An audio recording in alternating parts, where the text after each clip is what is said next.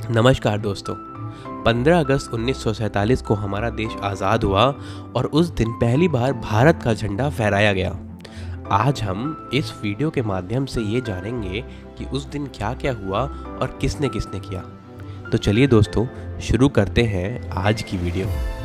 दोस्तों, उस शाम दिल्ली के प्रिंसेस पार्क में ब्रिटिश का झंडा उतारकर भारत का झंडा फहराया जाने वाला था और यह अनुमान था कि लगभग 30,000 लोग इस कार्यक्रम में आएंगे। लेकिन 5 लाख लोगों का सैलाब उमड़ पड़ा। कुछ जवाहरलाल नेहरू और लॉर्ड माउंटबेटन को यह समझ में नहीं आ रहा था कि मंच तक जाएं तो जाएं कैसे। फिर यह तय हुआ कि पंडित नेहरू लोगों के कंधों पर चढ़कर मंच तक पहुंचेंगे और लॉर्ड माउंटबेटन अपनी बग्गी में मंच तक आएंगे। लॉर्ड माउंटबेटन की बेटी पैमेला का यह कहना था कि पंडित नेहरू ने उन्हें चिल्लाकर बोला कि तुम लोगों के सर पर और कंधों पर पैर रख के आ जाओ। वो बुरा बिल्कुल भी नहीं मानेंगे। फिर पैमेला ने कहा कि मैंने ऊंची एड़ी वाली सैंडल पहनी है, इससे लोगों को चोट लग जाएगी। तो नेहरू जी ने कहा कि सैंडल को हाथ में लो और आगे बढ़ो। ये कहने के बाद पंडित नेहरू लोगों के ऊपर चढ़कर मंच तक पहुंचे और लोग बुरा नहीं माने। यही देखकर पैमेला ने भी अपनी सैंडल्स उतारी और फिर लोगों के ऊपर चढ़कर ऊपर तक पहुंची।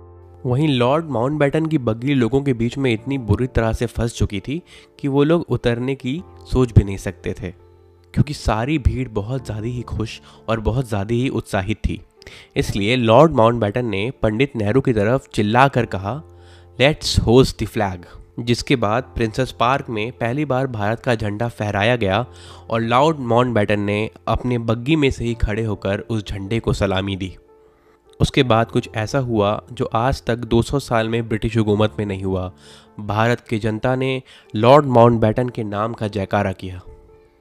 उस दिन लॉर्ड माउंटबेटन को वो सौभाग्य प्राप्त हुआ जो आज तक किसी अंग्रेज को प्राप्त नहीं हुआ। उस दिन करोड़ों देशवासियों ने देश के पहले स्वतंत्रता दिवस को बड़े ही धूमधाम से मनाया और जय हिंद, जय भारत और भारत माता की जय के नारे पूरी दुनिया तक गूंज उठे। दोस्तों, विंस्टन चर्चिल ने द्वितीय विश्व युद्ध में ब्रिटेन को जीत दिलाई थी, लेकिन उस जीत के बाद उनकी पूरी कमर टूट चुकी थी। वो फाइनेंशियली थोड़े से वीक हो गए थे और उसी समय भारत में आज़ादी की लहर बहुत तेज से चल रही थी।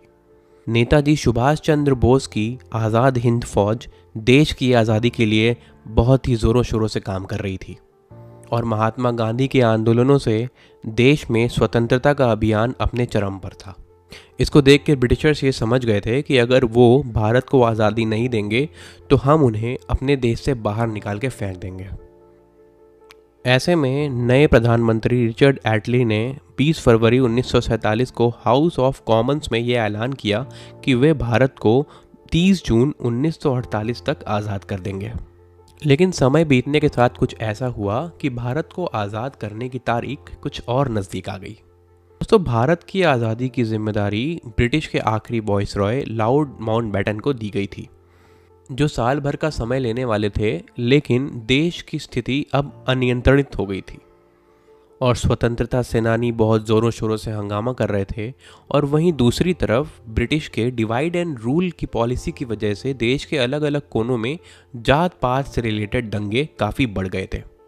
उसी में भारत के गवर्नर जनरल श्री राजगोपालाचारी ने ये लॉर्ड माउंटबेटन को कहा कि अगर आप 30 जून 1948 तक इंतज़ार करेंगे तो आपके पास हमें देने के लिए कोई सत्ता ही नहीं बचेगी।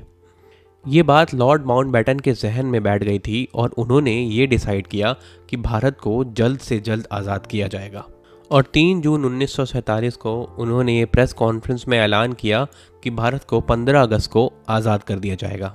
और इसके साथ ये भी अनाउंस हुआ कि भारत और पाकिस्तान नाम के 2 देश बनेंगे और इनके संविधान भी अलग अलग होंगे।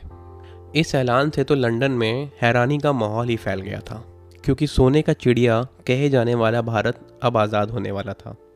लेकिन इस खबर से देश में बहुत ही ज़्यादा सेलिब्रेशन शुरू हो गए, क्योंकि जितने भी फ्रीडम फाइटर्स ने इस देश के लिए जान दी, इस देश की आज़ादी के लिए जान दी, उन लोग की मेहनत अब रंग लाई। अब देश के लोग खुली हवा में सांस लेने वाले थे। क्या आपको पता है कि अगर 15 अगस्त को ये दिन चुना गया तो आज़ादी का जश्न 14 अगस्त की रात को ही क्यों शुरू कर दिया गया? तो इसके पीछे भी एक बहुत ही खास कारण था। क्योंकि देश के महत्वपूर्ण ज्योतिषियों का ये मानना था कि 15 अगस्त का दिन अशुभ है। गृह नक्षत्रों के हिसाब से उस दिन कोई नया और महत्वपूर्ण काम नहीं करना चाहिए। और 14 अगस्त के दिन सितारों की स्थिति 15 अगस्त से काफ़ी बेहतर थी, इसलिए ये निर्णय लिया गया कि 14 अगस्त की ही आधी रात को भारत को आज़ाद कर दिया जाए। वाइसरॉय माउंटबैटन ने यह प्रस्ताव स्वीकार किया और 14 अगस्त की रात 11 बजे संसद भवन के सेंट्रल हॉल में एक आज़ादी का समारोह ऑर्गेनाइज किया। और इसकी शुरुआत सुचिता कृपलानी ने करी, जो 60 के दशक में उत्तर प्रदेश की पहली महिला मुख्यमंत्री बनी। पहले अलम्मा इकबाल का गीत सारे जहां से अच्छा गाया गया, उसके बाद बंकिम चंद्र चटर्जी का वंदे मातरम गाया गया, जो आगे चल के भारत का राष्ट्र गीत बना। ठीक 11:55 पर आज़ाद हिंदुस्तान के पहले प्रधानमंत्री जवाहरलाल नेहरू ने अपना फेमस भाषण ट्रिस्ट विद डेस्टिनी यानी नियति से मिलन में ये कहा कि बहुत साल पहले हमने अपनी नियति से वादा किया था और अब वो समय आ गया है जब हम अपनी प्रतिज्ञा को पूरा करेंगे पूरी तरह से। या पूरी तरह से तो नहीं, लेकिन बहुत हद तक। आधी रात के समय जब दुनिया सो रही होगी, भारत जीवन और स्वतंत्रता के लिए जागेगा। फिर घड़ी में जैसे ही 12 बजा, वैसे ही एक साथ बहुत सारे शंखों की आवाज़ आने लगी और लोगों की आंखों से आंसू आने लगे। महात्मा गांधी और सुभाष चंद्र बोस के जय जयकार हर जगह होने लगी। इसके बाद भारत के लिए शहीद होने वाले स्वतंत्रता सेनानियों के लिए 2 मिनट का मौन भी रखा गया। वहीं बाहर तेज़ हवा चल रही थी और बारिश हो रही थी, लेकिन भारत के नागरिक इस क्षण का इंतज़ार कर रहे थे। जैसे ही नेहरू संसद भवन से बाहर निकले, मानो हर कोई उन्हें घेर लेना चाहता था।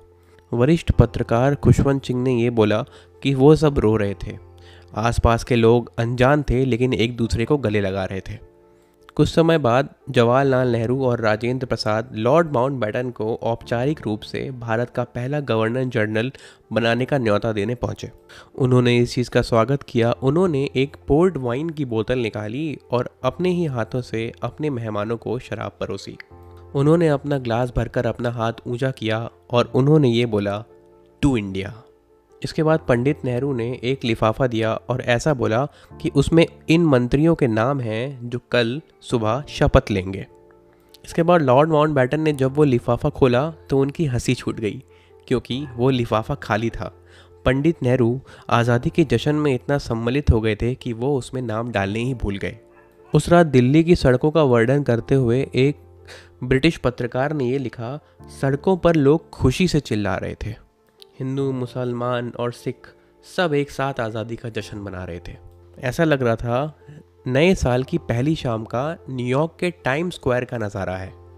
ये समारोह और जश्न सिर्फ दिल्ली तक सीमित नहीं था, बल्कि देश के हर कोने में इसे मनाया जा रहा था।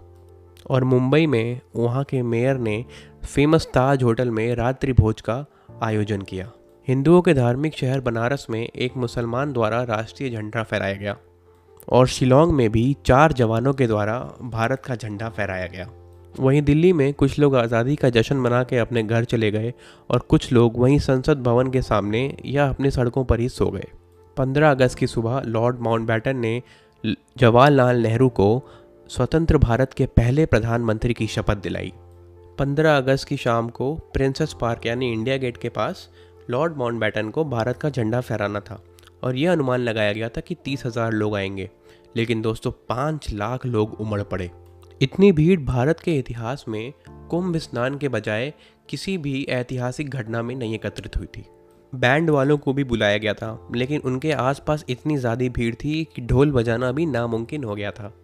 दोस्तों, लॉर्ड कॉलिंस ने अपनी किताब फ्रीडम एट मिडनाइट में ये लिखा कि उस वक्त वहाँ पे औरतें भी बहुत थी जिनके पास बच्चे थे और वो बहुत कम उम्र के थे, लेकिन भीड़ इतनी ज़्यादा थी कि वो उन्हें बचा नहीं पा रही थी। तो जैसे ही भीड़ आगे बढ़ रही थी, वो अपने बच्चों को ऊपर उछाल दे रहे थे और जैसे ही वो उसके नीचे आ रहे थे, वो उससे कैच कर ले रहे थे। इस तरह हवा में बहुत सारे बच्चों को उछाल दिया गया और कैच कर लिया गया। ये दृश्य देखकर लॉर्ड माउंटबैटन की बेटी पैमेला आश्चर्यचकित रह गई। वो सोचने लगी, हे भगवान, यहाँ पर तो बच्चों की बारिश हो रही है।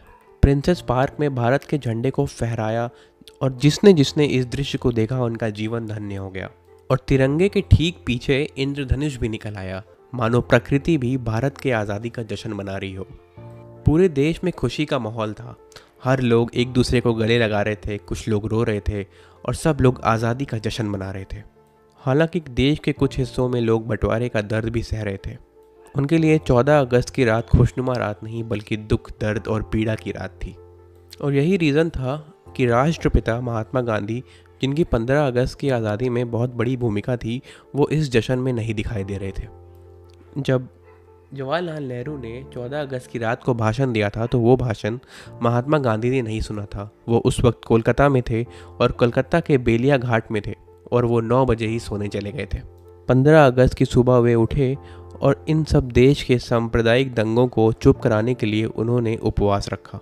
इस तरह आज़ादी के दिन भी महात्मा गांधी ने अन्न का एक भी निवाला नहीं खाया था और वो आज़ादी के जश्नों से भी दूर थे क्योंकि वो देश में सांप्रदायिक हिंसा और दंगे रोकना चाहते थे। साथियों, 15 अगस्त 1947 भारत के महान इतिहास का वो ऐतिहासिक दिन था जिस दिन हमारे देश को आज़ादी मिली।